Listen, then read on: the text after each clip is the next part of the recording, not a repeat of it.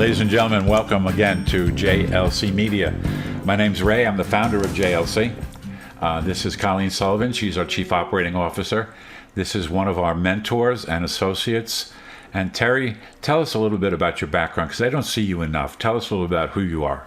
Oh, thanks, Ray. My name is Terry Moulton. I'm a retired Medical Service Corps officer after 37 years in the Navy, and I retired as the Deputy Surgeon General of Navy Medicine. And I now work with JLC Associates, trying to give back a little bit. Well, you give back all the time. This having Terry on here is really important to me because he was one of the people that took to heart in live real time, how do I adjust the way I show up at a meeting?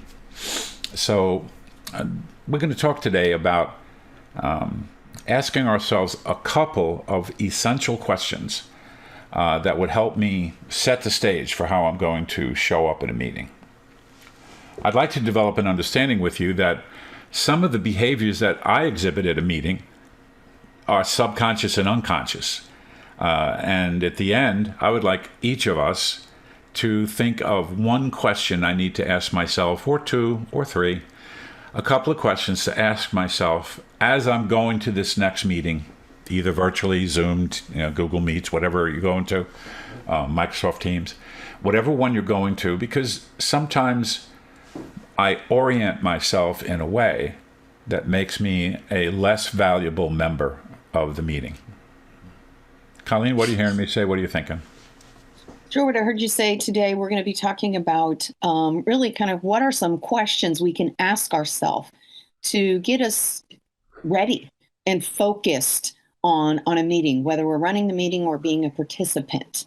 And it's really kind of how can we ensure that we are, really producing the best meeting possible. And it really got me thinking about how much time we spend in meetings just across the country. And if we could enhance that, how much more effective we could be as leaders and even throughout as organizations, really in producing the desired results.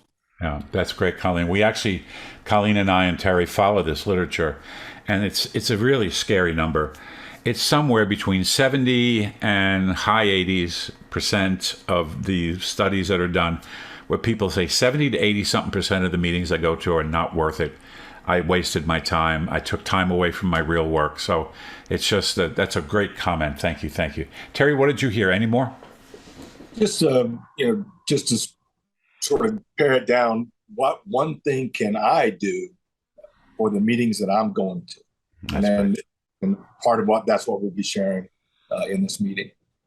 This was actually, thank you, Terry. This is actually a conversation Terry and I had on the way to the Pentagon one time, because he was going to one on behalf of his boss, and his boss got out of it by getting Terry to go to it. And he's like, I don't know. And so we ended up having this conversation going toward the Pentagon in a car with another wonderful gentleman who is now working as comptroller. And as we went, it was an interesting conversation about how do I show up and let go of the fact that I don't really want to do this. This was kind of given to me at the last minute. I had 90 trillion other things I was supposed to get done today. So, yeah.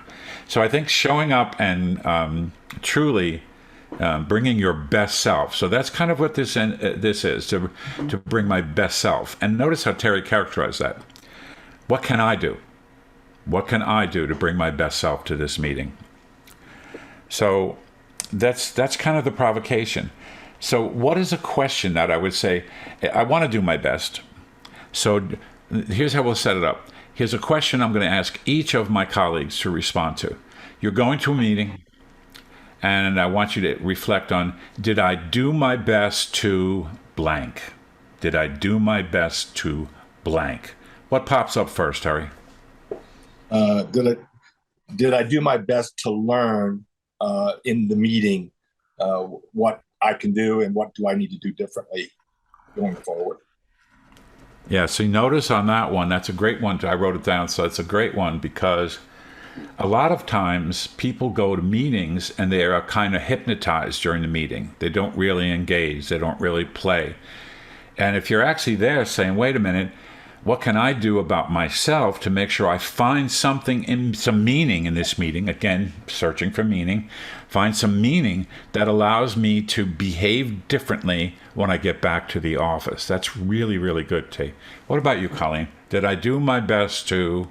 So we're asking reflective questions after the meeting that will help us learn about our performance, just to clarify. So I think for me, one of the things that I ask, because we talk a lot about with our clients, distractions. They're constant, and not just at the beginning of the meeting, but throughout the meeting. So I think one question that I always ask myself is, how did I do in staying focused? Beautiful. And engaged throughout the meeting? And when I found myself drift, how did I bring myself back? So Fantastic. It's those two edges and being really deliberate, because, we all kind of go on those brief mental vacations, or we get distracted, and that's okay. But how can I regulate myself to bring myself back to the conversation? That's magnificent. See, it's not just enough to say that I do my best in listening to others at the meeting. I get distracted by my own head. I have 9 things pop up when somebody says something, and now I left and I'm telling myself some story and I'm not here. So I would say, yes, did I do my best to stay engaged during the meeting? And I would also wonder, did I do my best to come back from my little wandering down a rabbit trail? Mm-hmm. So these are a couple of really good questions. Yeah. I'm going to kind of get you to give me a couple more. So you hear the whole idea here, and I don't want you to have 20 questions. I love 3 to 5, maybe 6 on the outside questions. So we heard a couple of good ones. Let's have another one. Colleen, got another one? Sure. I think one thing is, because many times, especially if I'm the meeting leader, right? Perhaps I'm running the meeting, and many times people just disseminate information. So I think a great reflective question, is, did I engage every voice in the meeting? Because those meetings are an opportunity for a collaborative conversation, not just one person that's giving the presentation or the meeting leader to weigh in. It's recognizing that this is your opportunity to lay everyone's best thinking on the table. So as the meeting leader, I would reflect, did I do my best to engage every voice in the meeting? I love it. And that's a statement of diversity and inclusion. Because I think we think sometimes that's an end state, but it's actually a behavior that I do my best to keep everyone engaged that's in the meeting. Terry, you got another one? Yeah, I think what Colleen says is really, really good. And for you as the leader of the meeting to be aware of what's going on in the dynamics of that. But going into meetings like the Pentagon, or staying engaged in the meeting, one of the things I do, and you guys already know, is I write down what's going on in the meeting. And then when I find myself drifting away, I can come back to my notebook, and that helps me focus in the meeting. And then if I have a do out, or what can I do, my committed action from a meeting, I'll draw a little box and say that's what I've got to do going forward. Another technique for a leader. Fantastic. It's almost like what Terry's doing there is almost we say this in our company. The definition of a professional: make a promise and keep it in the best interest of your clients, best interest of your colleagues, best interest of whomever it is that you're meeting with. So this little piece of making promises and keeping them, critical. And I have never watched anyone be more focused on that than Terry. He does it beautifully. And he even said to me, I have to be careful that my notes don't distract me, that I'm writing and somebody said, what are you saying? So actually I can see him, and he did this in a meeting. He said, hold on, I was writing something down. What'd you say? That is such a clear statement of safe space. So did I do my best to sustain safe space in the meeting that I'm in is another very interesting question.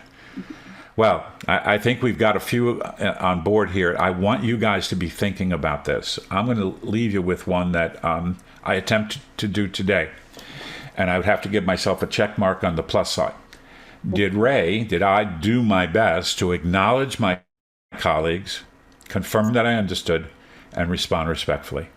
that ACRR thing that I have shared with the world, as many of the world wants to hang out with me, to acknowledge somebody's words, confirm your understanding, and I did it today mostly with nods, and yet you got it, and then respond respectfully or even extend. That power in that piece of did I do my best to acknowledge and respond respectfully to the people in the room with me today, that enables relationships to develop, and relationships are everything in our world.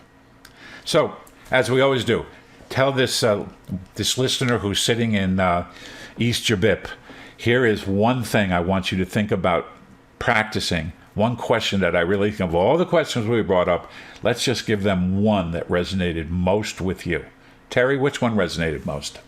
I think for meetings and making it valuable for you, think about what did I learn from this meeting and what do I do differently as a technique to allow you to reflect on the meeting and then have a committed action going forward.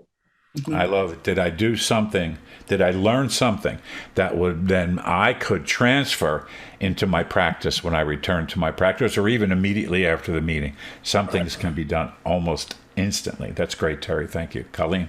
Mm-hmm. Well, I think, there's so many great questions that laid out on the table. And I really like Terry's around learning, because he talked about kind of on the inside, committed actions and ensuring that you're constantly thinking about, how am I going to shift? How is this going to change my day to day? How am I going to get more effective?